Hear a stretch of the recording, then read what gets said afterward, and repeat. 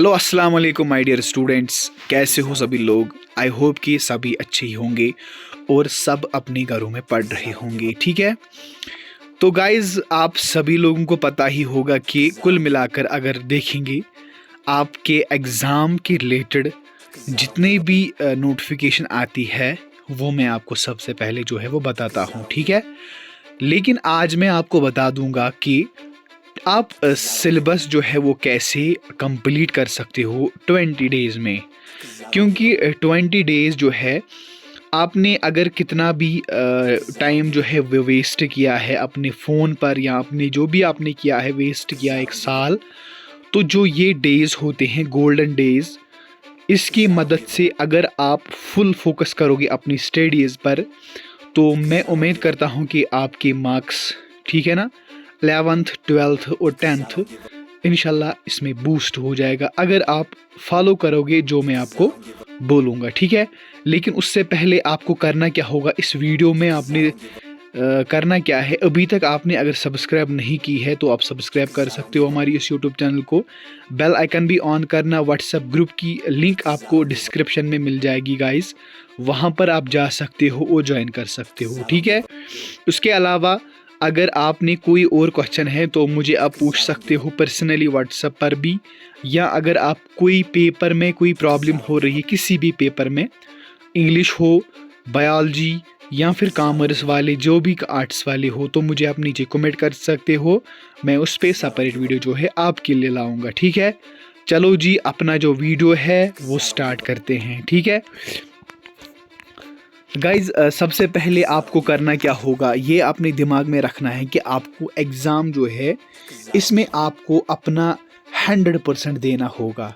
ठीक है, कोई स्टूडेंट ऐसा होगा जिसने कुछ पढ़ा ही नहीं, वो अभी सोच रहा है, प्लानिंग कर रहा है एग्ज़ाम के रिलेटेड मैं क्या करूँगा, मैं कौन से टॉपिक्स अब पढ़ूँगा, क्योंकि आपका एग्ज़ाम नज़दीक आ गया है। ठीक है, तो अब करना क्या है ये बात आपको याद रखनी चाहिए। 30 डेज़ में आप कुछ भी कर सकते हो। ठीक है ना, 30 डेज़, क्योंकि 10th और 10th 12th का सिलेबस ज़्यादा ब्रॉड नहीं होता, ज़्यादा लंबा नहीं होता।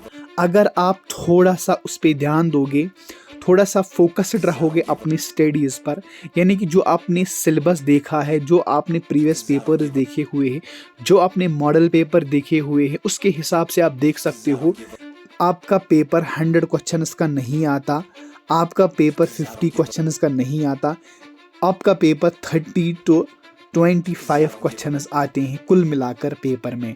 ठीक है, उसमें भी इंटरनल चॉइस होती है, फिर कुल मिलाकर आपके 20 मार्क्स से 15 मार्क्स आते हैं एग्ज़ाम में जो आपको करने पड़ेंगे। ठीक है, अगर आपको करना क्या होगा, फॉर एग्ज़ाम्पल यहाँ पर कोई स्टूडेंट ऐसा है जो सोच रहा है कि मैं अब करूँगा क्या, क्योंकि टाइम जो है वो बीत चुका है, मैंने फ़ोन यूज़ किया है, मैंने यानी कि क्रिकेट खेला है, या मैंने टाइम जो है वो वेस्ट किया है किसी और चीज़ पर, तो अब मैं करूँगा क्या। उसके लिए एक छोटा सा प्लान है।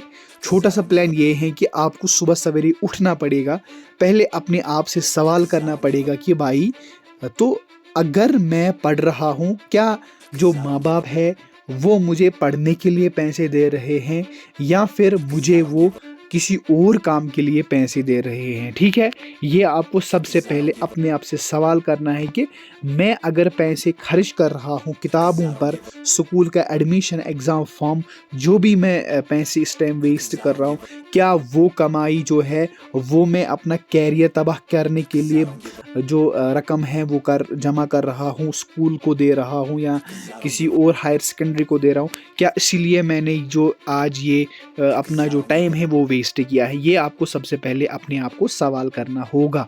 ठीक है, जब आप ये सवाल कंप्लीट करोगे तो आपके जहन में एक जवाब आ जाएगा कि आज से मैं पढ़ूंगा। ठीक है, आज से पढ़ूंगा, आज से पढ़ूंगा, आज से पढ़ूंगा, तो लेकिन वो आज जो है वो आता नहीं है, कभी वो डे आता नहीं है।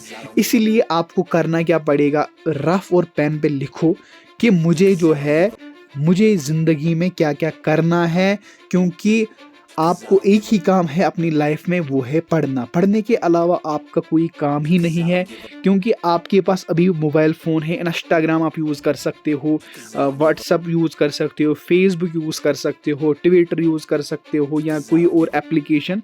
उसके लिए आपको पैसे देने पड़ेंगे, लेकिन वापस कोई यहाँ पर रिज़ल्ट पॉजिटिव नहीं आने वाला है, ठीक है। उसके बरक्स अगर आप किताबों पे ध्यान दोगे, अच्छे से फोकस रहोगे अपनी किताबों पर, तो वो किताबें आपको वापस कदर करके आपका रिज़ल्ट जो है, आपका जो ग्रेड है एग्ज़ाम के बाद जब आपका रिज़ल्ट आएगा, तो उसके बाद ही आपको पता चलेगा कि मैंने जो मेहनत की है उसका रंग जो है वो आज आ गया है, ठीक है। तो अब रहा सवाल कि अब करें क्या। सबसे पहले आपको अगर फेसबुक है, मेहरबानी करके उसको अनइंस्टॉल कीजिए, मेहरबानी करके। और अगर आपका इंस्टाग्राम जो है उसको भी अनइंस्टॉल कीजिए, ठीक है। अगर आपको फेसबुक और इंस्टाग्राम फॉर एग्जांपल ज़रूरत है वो न्यूज़ देखने के लिए या कुछ और देखने के लिए, तो आप नोटिफिकेशन जो है वो बंद कर सकते हो उसको, ठीक है ना। सेटिंग में जाने के बाद जब आप नोटिफिकेशन बंद करोगे, जब आप पढ़ने बैठोगे, तो आपको दिमाग में कोई परेशानी नहीं रहेगी कि नोटिफिकेशन आ गई है फेसबुक की, इंस्टाग्राम की। तो फिर आप वैसे ही उसको खोलोगे अपने फेसबुक को, जो सोशल मीडिया है, तो फिर आप आराम से वो 10 मिनट अगर वो देखोगे, तो आप पता नहीं चलेगा कि कैसे 3 आवर्स to 4 आवर्स आपको जो टाइम है वो आपने गवा लिया है सोशल मीडिया पर। सबसे पहले जो बिगेस्ट डिस्ट्रैक्शन है स्टूडेंट्स को, मैं भी एक स्टूडेंट हूँ, बिगेस्ट डिस्ट्रैक्शन है वो है सोशल मीडिया, ठीक है। Social media one of the best platform था पढ़ने के लिए, लेकिन आज हम उसको गलत इस्तेमाल कर रहे हैं, अपना कैरियर तबाह कर रहे हैं, अपना सब कुछ गंवा रहे हैं, सिर्फ अपने जो जोक्स वीडियोस, जो व्लॉग्स, कुछ और जो भी है उसके लिए अपना टाइम जो है वो वेस्ट करते हैं, ठीक है। मैं चाहता हूं कि आप सबसे पहले जो भी एप्लीकेशन है जो आपको डिस्ट्रैक्शन कर रही है, इन 15 to 20 डेज या 30 डेज तक आप उसको अनइंस्टॉल करो। जब कंप्लीट हो जाएगा आपकी पढ़ाई, जब कंप्लीट हो जाएगी, जब आपका एग्ज़ाम कंप्लीट हो जाएगा, फिर आप इंस्टॉल कर सकते हो, कोई मसला नहीं है, ठीक है। आपके नज़दीक अगर कोई स्टूडेंट पढ़ रहा है तो आपको उसके साथ कंपेयर करना पड़ेगा, ठीक है।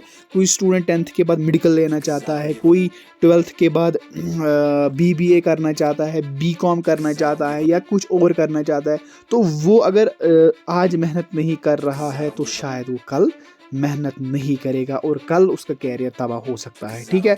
तो आपको करना क्या पड़ेगा, फोकस रहना पड़ेगा अपनी स्टडीज़ पर। 20 डेज़ आपको अपने आप से सवाल पूछना है कि बस मुझे सोशल मीडिया को दूर रखना है अपने आप से, फ़ोन को बस ज़्यादा यूज़ नहीं करना है, जितना हो सके उतना मैं अपनी किताबों पे फोकस रहूँ, ठीक है। क्योंकि फोकस से ही आप फिर आगे बढ़ सकते हो। जब आप आगे नहीं बढ़ोगे तो फिर आप ज़िंदगी में कामयाब नहीं हो जाओगे, ठीक है। ये इन्फॉर्मेशन छोटी थी लेकिन आपके लिए मैंने ये रखी है। मैं आपका भाई हूँ, बड़ा भाई हूँ, आपको गाइड कर रहा हूँ। अगर इन्फॉर्मेशन और चाहिए तो आप मुझे नीचे कमेंट कर सकते हो। दीजिए इजाज़त, किसी और टॉपिक मिलते हैं। अल्लाह हाफिज़।